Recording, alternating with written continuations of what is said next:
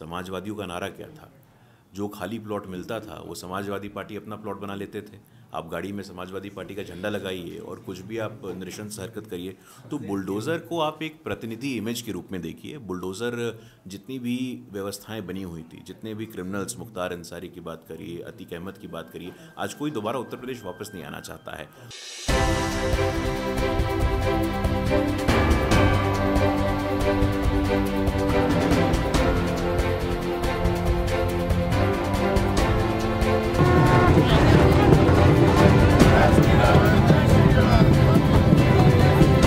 नमस्कार दोस्तों, हॉकफिट न्यूज़ में आप सभी का हार्दिक स्वागत है।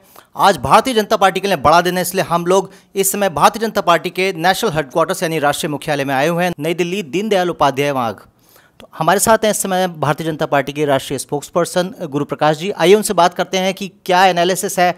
और सबसे पहले तो गुरु प्रकाश जी, आपको बहुत बहुत शुभकामनाएं आज की बड़ी जीत के लिए। आपको भी बहुत बहुत बधाई और शुभकामना। बहुत ही अभूतपूर्व जीत है और उत्तर प्रदेश के 23 करोड़ जनता को हम विनम्रतापूर्वक सर झुका करके प्रणाम करते हैं, आभार व्यक्त करते हैं कि इतना बड़ा जनादेश आपने पुनः हमें 14 हो, 17 हो, 19 हो, बीच में जितने स्थानीय चुनाव हुए थे, आपने हमें बहुत बड़ा आशीर्वाद देने का काम किया है। इस बार भी हम प्रयास करेंगे कि आपकी जो उम्मीद है, आपकी आशाएं हैं, उस पर हम खरे उतरें।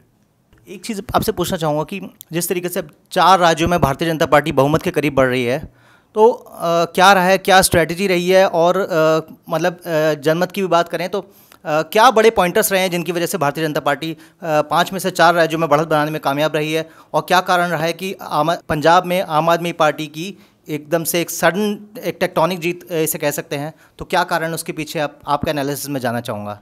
देखिए, हमें एक चीज़ समझने की आवश्यकता है कि आज का जो दिन है ये ऐतिहासिक दिन है। आज 10 मार्च 2022 will be remembered in the days to कम।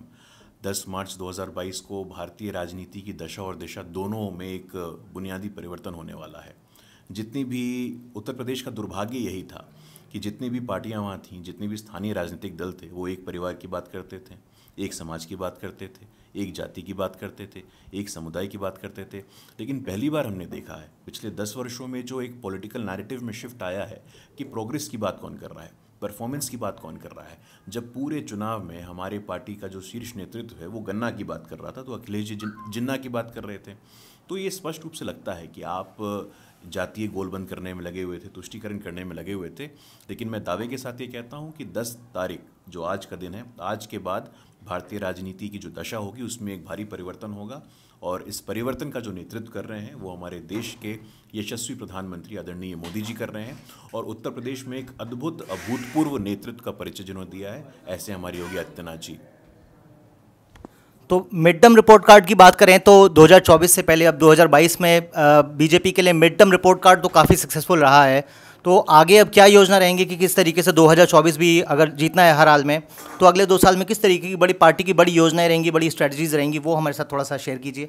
देखिए, ऐसा है कि एक सामान्य कार्यकर्ता होने के नाते मैं एक चीज़ तो आपको बता दूं, आपके दर्शकों को बता दूं कि भारतीय जनता पार्टी के लिए कोई भी चुनाव हो, वो सांसद का हो, विधायक का हो, ब्लॉक प्रमुख का हो, मुखिया का हो, जिला परिषद का हो, मुख्यमंत्री का हो, प्रधानमंत्री का हो, हर चुनाव को हमारे एक एक कार्यकर्ता उतनी ही संवेदनशीलता और उतनी ही कर्मठता से लेते हैं।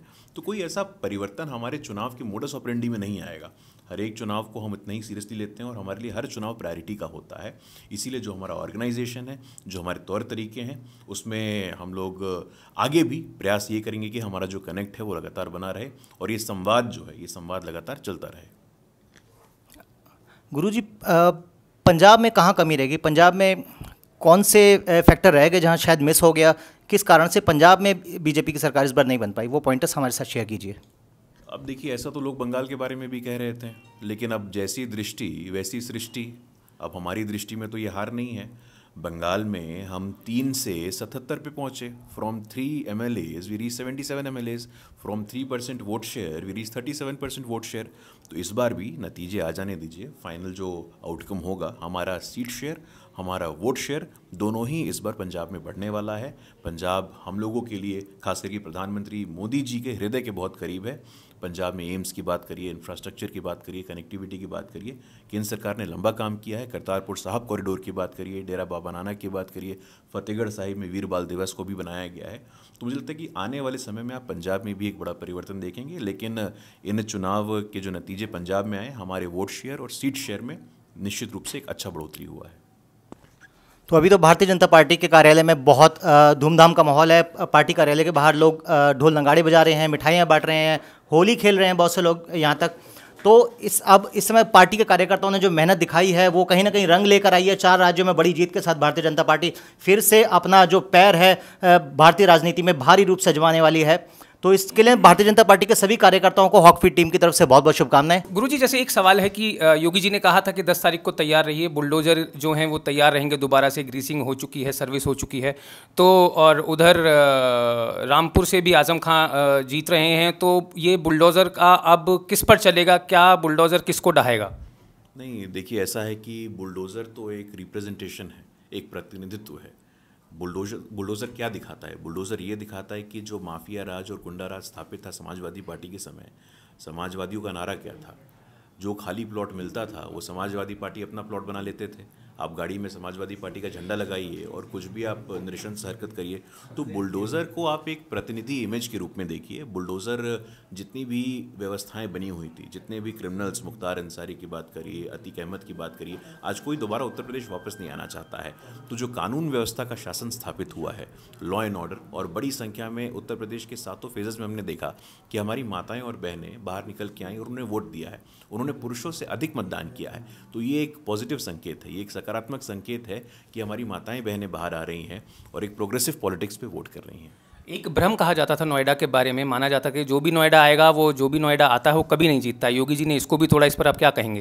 देखिए, भ्रम ये भी था कि उत्तराखंड में जो मुख्यमंत्री होते हैं वो भी नहीं जीतते हैं। भ्रम ये भी था कि उत्तराखंड में दोबारा सरकार नहीं आती है।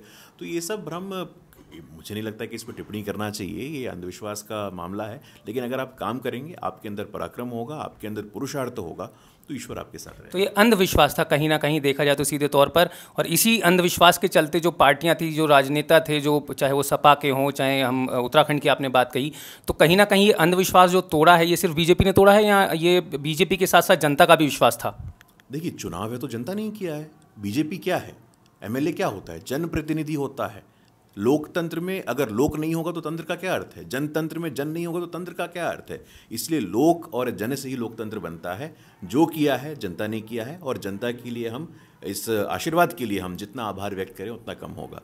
अब जो आने वाले चुनाव हैं, जो राज्यों में जो चुनाव हैं, उनके बारे में कोई आपका कोई रणनीति कुछ? देखिए, रणनीति हर चुनाव की हमारी एक होती है। जैसे मैंने कहा आपको, मुखिया का हो या मुख्यमंत्री का हो, पंचायत का हो या सदन का हो, विधानसभा का हो या लोकसभा का हो, हमारा एक एक कार्यकर्ता अपना खून पसीना बहा करके काम करता है, संगठन के लिए, विचार के लिए और अपने विचार परिवार के लिए। तो जो आने वाले जो अभी चुनाव होंगे, उसमें आप क्या सोचते हैं? भाजपा को लेकर आप क्या दृष्टि रखते हैं? भाजपा का जिस तरीके से अभी डंका बजा है भाजपा का, वहाँ भी इसी तरीके से डंका बजेगा? देखिए, गुजरात में चुनाव है, हिमाचल प्रदेश में चुनाव है, और इन दोनों प्रांतों में हमारी सरकार है और काफ़ी लंबे समय से हमारी सरकार है। तो हमें लगता है कि जो काम हमने किया है उस काम का मूल्यांकन करके ही इन दोनों प्रांत के जो नागरिक होंगे हमें अपना जन समर्थन देंगे। अगर आप हिमाचल की बात करते हैं, उत्तराखंड में तो ये एक अंधविश्वास टूट गया कि एक बार बीजेपी एक बार कांग्रेस। इस बार बीजेपी ने दिखा दिया कि दोबारा से जब बीजेपी आई है, हिमाचल में भी आप ऐसा ही सोचते हैं? निश्चित रूप से हिमाचल में जो हमारा नेतृत्व है, आज वहाँ टूरिज़्म को लेकर के काफ़ी अच्छा काम शुरू हुआ है, एम्स आ रहा है वहाँ पे भी। तो देखिए, बात ये है कि अब पॉलिटिक्स में नए नारे, नई बात आपको करनी होगी। 80, 85, 90 की बात अब नहीं करनी होगी। अब आप नया विचार क्या है, आपका विजन क्या है, आपका मिशन क्या है, आपका एक्शन प्लान क्या है किसी क्षेत्र के लिए, वो मायने रखता है। योगी जी ने जो ऐतिहासिक जीत दर्ज की है, योगी जी ने रिकॉर्ड बना दिया है। पहली बार यूपी में ऐसा हुआ है कि कोई सरकार शायद ही दोबारा से आ रही है। इसके बारे में आप जो यूपी की जो जनता है उनके लिए क्या कहना चाहेंगे? देखिए, मैं तीसरी बार बोल रहा हूँ, मैं अपना आभार व्यक्त करूँगा। स्वर्गीय अटल बिहारी वाजपेयी जी हमारे देश के पूर्व प्रधानमंत्री हैं, और उन्होंने एक बात कही थी जो मुझे आज स्मरण आता है कि हम विजयी हुए हैं, हम में विनम्रता है। हम विजयी हुए हैं, हम में विनम्रता है, पराजय में आत्ममंथन होना चाहिए। तो विपक्षी दलों से मेरा आग्रह है कि आप आत्ममंथन करिए और मजबूत विपक्ष बनिए। देश के प्रधानमंत्री मोदी जी हर वर्ष सदन की शुरुआत में ऐसा कहते हैं कि एक स्ट्रांग ऑपोजिशन होना बहुत ज़रूरी है। तो विपक्ष थोड़ा आत्ममंथन करे और हम लोग जनता का आशीर्वाद प्राप्त करेंगे और जनता के लिए काम करते रहेंगे। बहुत बहुत धन्यवाद।